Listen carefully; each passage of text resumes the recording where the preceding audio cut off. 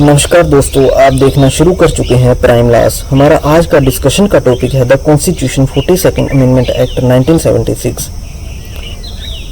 दोस्तों, इस amendment act को समझने से पहले ये समझना जरूरी है कि उस समय देश में क्या क्या घटनाएं घटित हो रही थी। दोस्तों, जैसा कि हम जानते हैं कि 5th लोकसभा इलेक्शंस का रिजल्ट मार्च 1971 में डिक्लेयर हुआ था, जिसमें मिसेस इंदिरा गांधी जीती थी और प्रधानमंत्री बनी थी। दोस्तों, उनके अगेंस्ट राय नारायण जी इलेक्शन लड़ रहे थे और राय नारायण जी ने इन इलेक्शंस को इलाहाबाद हाई कोर्ट में चैलेंज किया था। दोस्तों, इलाहाबाद हाई कोर्ट ने 12 जून 1975 को राय नारायण वर्सेस इंदिरा गांधी केस में जजमेंट देते हुए इन इलेक्शंस को नल एंड वॉइड डिक्लेयर किया था और मिसेस इंदिरा गांधी को 6 ईयर्स के लिए इलेक्शन लड़ने से प्रतिबंधित कर दिया था। दोस्तों, इस जजमेंट के बाद Mrs Indira Gandhi supreme court में गई और सुप्रीम कोर्ट ने 24 जून 1975 को इस जजमेंट को पार्शियल स्टे कर दिया और उन्हें मेंबर ऑफ पार्लियामेंट बने रहने का राइट दे दिया। दोस्तों, इस आदेश के तुरंत बाद 25 जून 1975 को मिसेस इंदिरा गांधी ने पूरे देश में नेशनल इमरजेंसी डिक्लेयर कर दी।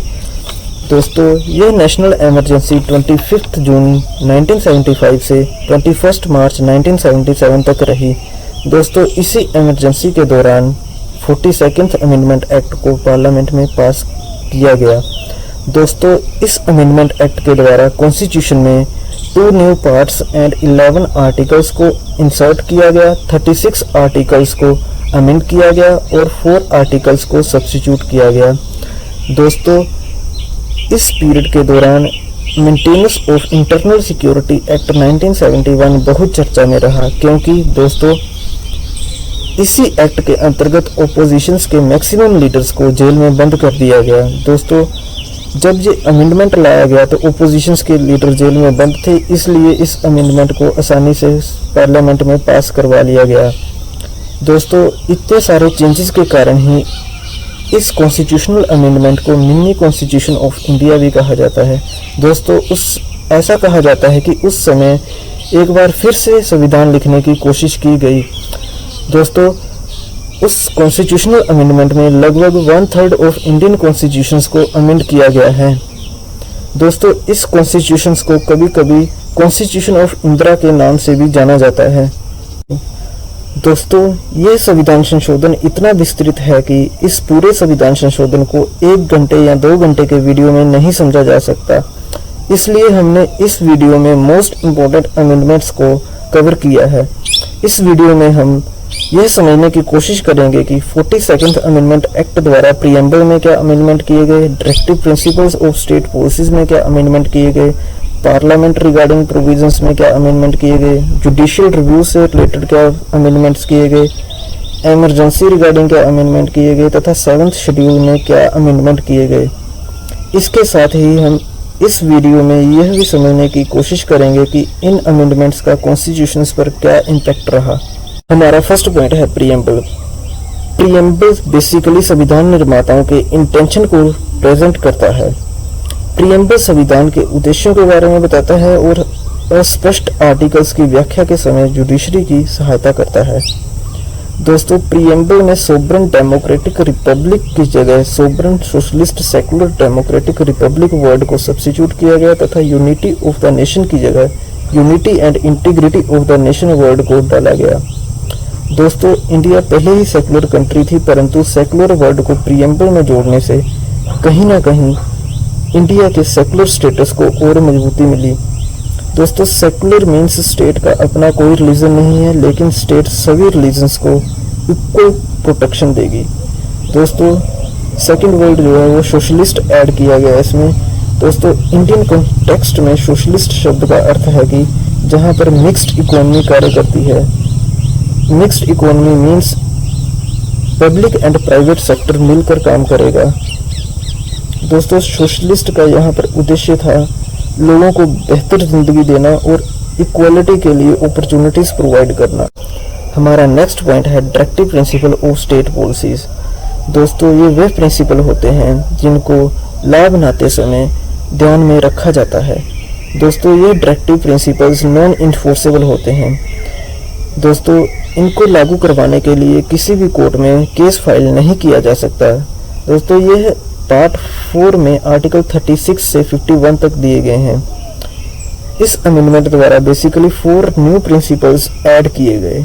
दोस्तों, आर्टिकल 39 क्लोज F को जोड़ा गया, जिसमें यह प्रावधान है कि बच्चों को ऐसे अवसर व सुविधाएं प्रदान करवाई जाएं कि वह स्वस्थ और बढ़िया जीवन जी सकें, तथा बच्चों तथा युवाओं को एक्सप्लॉयटेशन से बचाने के लिए भी कानून बनाए जाएं।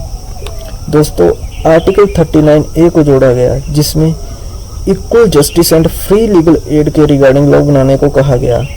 दोस्तों, क्योंकि स्टेट का यह मानना है कि किसी भी व्यक्ति को सिर्फ इसलिए जस्टिस से डिनाई नहीं किया जा सकता कि उसके पास पैसा नहीं है या फिर उसकी कोई दूसरी डिसेबिलिटी है। दोस्तों, आर्टिकल 43A को यहाँ पर ऐड किया गया, जिसमें यह प्रावधान था कि स्टेट ऐसे कानून बनाए कि किसी एस्टेब्लिशमेंट या इंडस्ट्री के वर्कर उस ऑर्गेनाइजेशन के मैनेजमेंट में पार्टिसिपेशन कर सकें। दोस्तों, आर्टिकल 48A इंसर्ट किया गया, जिसमें स्टेट को पर्यावरण के बचाव तथा सुधार संबंधी कानून तथा फॉरेस्ट एंड वाइल्ड लाइफ की प्रोटेक्शन रिलेटेड कानून बनाने को कहा गया। दोस्तों, fundamental duties article 51A part 4A में दी गई हैं। दोस्तों, फंडामेंटल ड्यूटीज को 42nd अमेंडमेंट एक्ट के द्वारा ही जोड़ा गया था। पहले संविधान में फंडामेंटल ड्यूटीज नहीं थी। दोस्तों, कहीं ना कहीं इंदिरा गांधी जी को लगा कि अगर सिटीजन्स को कॉन्स्टिट्यूशन फंडामेंटल राइट्स प्रोवाइड करवाता है तो कॉन्स्टिट्यूशन को फंडामेंटल ड्यूटीज भी प्रोवाइड करवानी चाहिए। दोस्तों, फंडामेंटल ड्यूटीज भी नॉन इन्फोर्सेबल हैं, मीन्स इनको लागू करवाने के लिए किसी भी कोर्ट में केस फाइल नहीं किया जा सकता है। दोस्तों, फंडामेंटल ड्यूटीज को ऐड करने के लिए इंदिरा गांधी जी ने स्वर्ण सिंह कमेटी का गठन किया, और स्वर्ण सिंह कमेटी ने बेसिकली 8 फंडामेंटल ड्यूटीज को रिकमेंड किया था, लेकिन मिसेस इंदिरा गांधी ने उस समय 10 फंडामेंटल ड्यूटीज को कॉन्स्टिट्यूशन में ऐड किया। दोस्तों, आज हम देखते हैं कि कॉन्स्टिट्यूशन में 11 फंडामेंटल ड्यूटीज हैं। दोस्तों, 11th फंडामेंटल ड्यूटी को 86th अमेंडमेंट एक्ट 2002 के द्वारा इंसर्ट किया गया था। दोस्तों, हमारा नेक्स्ट पॉइंट है पार्लियामेंट। पार्लियामेंट रिलेटेड आर्टिकल्स में भी कुछ इंपॉर्टेंट अमेंडमेंट किए गए। आर्टिकल 74(1) को अमेंड करके उसमें शेल वर्ड को जोड़ा गया। इसका मतलब यह हुआ कि प्रेसिडेंट सिर्फ और सिर्फ काउंसिल ऑफ मिनिस्टर की एडवाइस के अनुसार ही कार्य करेंगे। दोस्तों, इस प्रकार से यहाँ पर प्रेसिडेंट को काउंसिल ऑफ मिनिस्टर की एडवाइस के लिए कार्य करने के लिए बाउंड कर दिया गया। दोस्तों, उसके बाद लोकसभा और स्टेट लेजिस्लेटिव असेंबली के टाइम ड्यूरेशन को 5 ईयर से एक्सटेंड करके 6 ईयर कर दिया गया। यह चेंजेस दोस्तों आर्टिकल 83 और आर्टिकल 172 में किए गए। दोस्तों, उसके बाद आर्टिकल 257A को इंसर्ट किया गया, जिसमें यह प्रावधान था कि यदि किसी स्टेट में लॉ एंड ऑर्डर की सिचुएशन मेंटेन नहीं होती है तो यूनियन गवर्नमेंट उस स्टेट में armed forces and other forces को डिप्लॉय कर सकती है। दोस्तों, यह आर्टिकल 44th अमेंडमेंट एक्ट 1978 में रिपील कर दिया गया। दोस्तों, 42nd अमेंडमेंट एक्ट के बाकी पॉइंट्स को हम नेक्स्ट वीडियो में डिस्कस करेंगे। दोस्तों, इस अमेंडमेंट में बहुत सारे आर्टिकल्स को अमेंड किया गया, इसलिए हमने आपकी कन्वीनियंस के लिए इस वीडियो को 2 पार्ट्स में डिवाइड किया है। आज के लिए इतना ही। Thank you for watching.